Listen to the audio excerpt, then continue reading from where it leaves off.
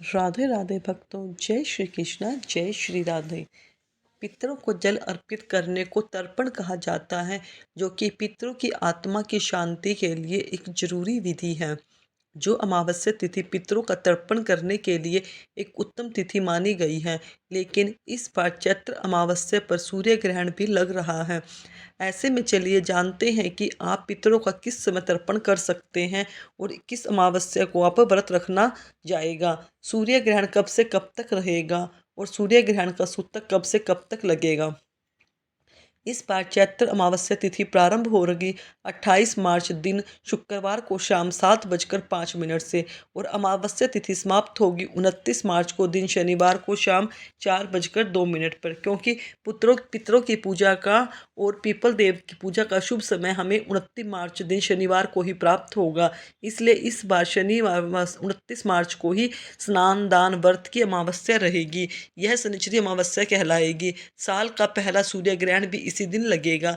इसी दिन शनिदेव भी राशि परिवर्तन कर रहे हैं। सूर्य ग्रहण के दौरान पितरों का तर्पण करना शुभ नहीं माना जाता और 29 मार्च चैत्र अमावस्या के दिन सूर्य ग्रहण की अवधि दोपहर 2:02 से शाम 6:01 तक रहने वाली है। ऐसे में आप ग्रहण काल में पहले पहले पितरों का तर्पण कर सकते हैं। 29 मार्च शनिवार को सूर्य उदय होगा सुबह 6:02 पर और सूर्य अस्त होगा शाम 6:37 पर। ब्रह्म मुहूर्त सुबह 4:48 से 5:36 तक रहेगा, जो कि सुबह स्नान करने के मंत्र जाप करने के लिए उत्तम रहेगा। ब्रह्म योग रात 10:04 तक रहेगा। बाद में इंद्र योग प्रारंभ हो जाएगा।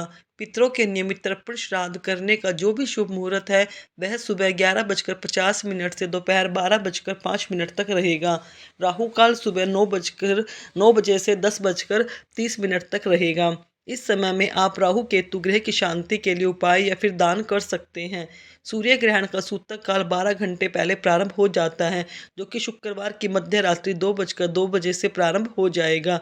ग्रहण की समाप्ति के बाद ही समाप्त होता है, लेकिन क्योंकि यह ग्रहण खंडग्रास सूर्य ग्रहण होगा, जो कि हमारे देश में दिखाई नहीं देगा लेकिन विदेशों के कुछ हिस्सों में दिखाई देगा। इसलिए क्योंकि यह ग्रहण हमारे देश में दिखाई नहीं देगा, हमारे देश में कोई भी सूतक काल मान्य नहीं होगा।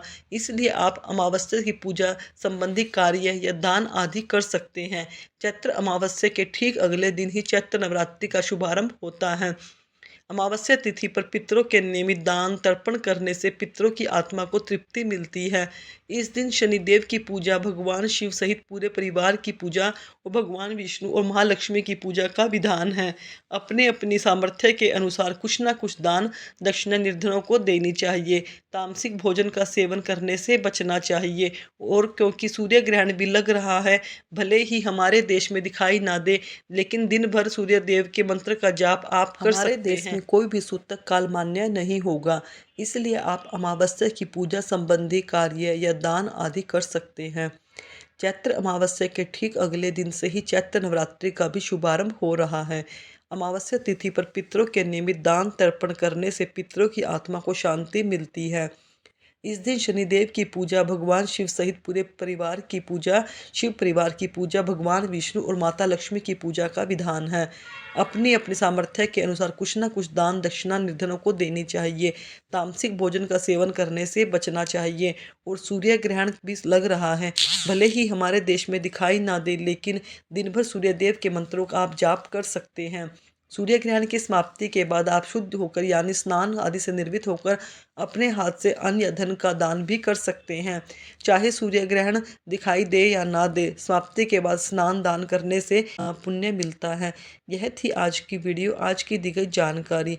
अगर आपको मेरी जानकारी अच्छी लगी तो मेरे चैनल को सब्सक्राइब करें, वीडियो को लाइक करें, कमेंट पे राधे राधे अवश्य लिखें।